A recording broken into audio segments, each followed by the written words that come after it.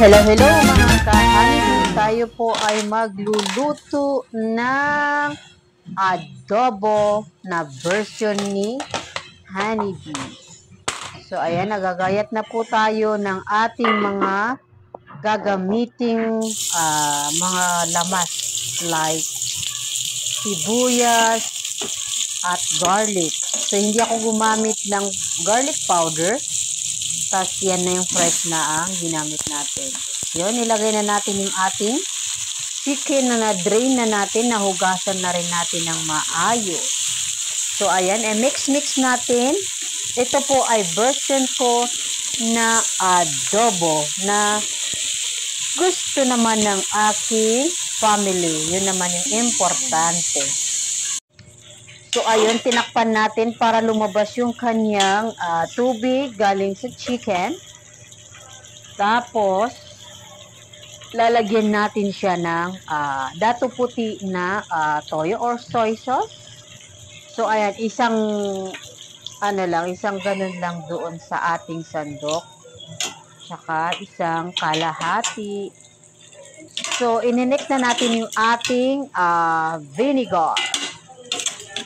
Which is ganun lang din kalaki para iwas panis na rin at nakakaano rin ng kanyang lasa.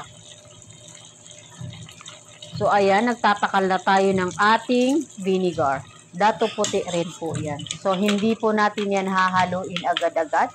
Stay natin ng saglit, saka nating i-mix-mix. So, ayan, lumabas na po yung kanyang aroma. Tapos, naglagay tayo ng chili flakes. Garlic powder. Tapos, ginger. And then, naglagay pa tayo ng ating onting paprika. Tapos, paubos na rin po yung ating paminta.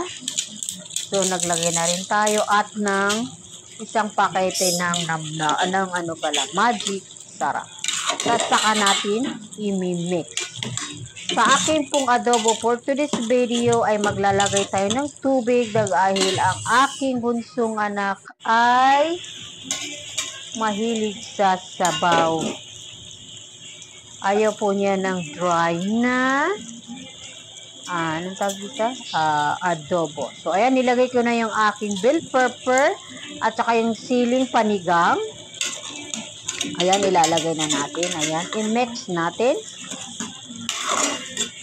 Tapos, saka natin siya lagyan ng unting tubig. So, ayan na po yung ating tubig.